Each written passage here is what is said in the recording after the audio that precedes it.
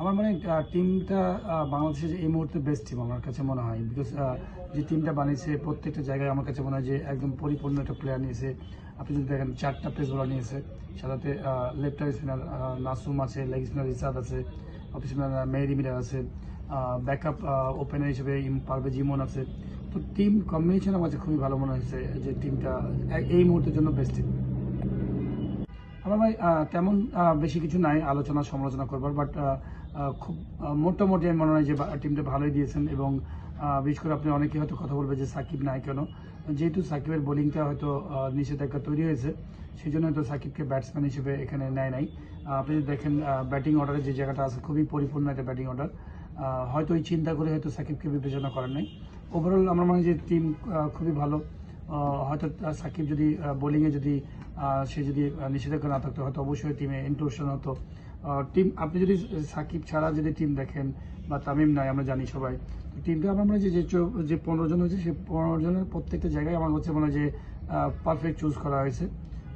I hope যে Bangladesh team champions ট্রফিতে ভালো খেলবে। আমার মনে হয় লিটন দাস টিমে নাই, এটা আসলে অনেকে হয়তো চিন্তা করবে লিটন দাস কেন টিমে নাই। যদি ওই সব কিছু বিবেচনা করে আমার মনে হয় সিলেক্টররা তারা মনে করেছে যে তাকে রেস্ট দিয়ে অন্য কোনো প্লেয়ারকে ট্রাই করা। বিকজ আপনারা জানেন যে লিটন দাস খুব ভালো টাচে নাই, আমরা সবাই জানি। হয়তো সেই কারণে কিছু কিছু জায়গায় আমার কাছে মনে হয় যে খুবই ইম্পর্টেন্ট যে সিলেকশন কমিটিতে যারা থাকেন, সিলেকশন 3 জন প্লাস ক্যাপ্টেন কোচ সবার কিছু চাহিদা থাকে বা চাওয়া থাকে। আমরা টিভিতে হয়তো অনেক সময় অনেক কিছু পারফরমেন্স দেখি, যেই বাদ পড়ে যায় সাথে সমালোচনা শুরু করি। এবং বিভিন্ন রকম ফ্যান থাকে, বিভিন্ন প্লেয়ারের ফ্যান থাকে, একটা শুরু করে দিল সোশ্যাল মিডিয়াতে। বাট আমি মনে করি যে সিলেক্টররা বা যারা প্যানেলে আছেন তারাও চিন্তা করে যে কী করে ভালো একটা টিম বানানো যায়, ভালো খেলা যায়।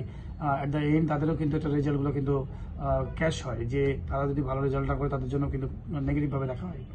তো আমি শিওর যে টিমটা কিন্তু ভালোই হয়েছে। লিটন দাসের হয়তো ওই ফর্মে নাই, তার জন্য হয়তো লিটন দাসকে এখানে অ্যাড করে নাই। তাছাড়া আপনি যদি নাইদ হাসান মাহমুদের কথা বলেন, সাকিবকে অনেকদিন ধরে কিন্তু ওয়ানডেতে সাকিব খেলছে। তামিম সাকিব আমি বলবো যে সে কিন্তু খুব ভালো অলরাউন্ডার, ব্যাটিং যেমন ভালো করে বোলিং তেমন ভালো করে। তো যেহেতু অলরাউন্ডারের একটা পার্টের ব্যাপার আছে, সেই ক্ষেত্রে হয়তো মনে হয় তাকে বিবেচনা করা হয়েছে। এবং আমার মনে হয় নাইদ রানার গতির ব্যাপার আছে, তাসকিনের গতির ব্যাপার আছে, মোস্তাফিজের এক্সপিরিয়েন্স, সব কিছু নিয়ে আমি আমি আমার কাছে মনে হয় যে আমার কাছে ভালো লাগছে টিমটা, যে টিম ভালো, টিম হয়েছে সুন্দর। আমার মানে টিমটা বাংলাদেশের এই মুহূর্তে বেস্ট টিম আমার কাছে মনে হয়। বিকজ যে টিমটা বানিয়েছে প্রত্যেকটা জায়গায় আমার কাছে মনে হয় যে একদম পরিপূর্ণ একটা প্লেয়ার নিয়েছে। আপনি যদি দেখেন 4টা পেস বোলার নিয়েছে, সাথে লেফট স্পিনার নাসুম আছে, লেগ স্পিনার ইসাদ আছে, অফ স্পিনার মেহেদি মিরাজ আছে, ব্যাকআপ ওপেনার হিসেবে পারভেজ ইমন আছে। তো টিম কম্বিনেশন আমার কাছে খুবই ভালো মনে হয়েছে যে টিমটা এই মুহূর্তের জন্য বেস্ট টিম।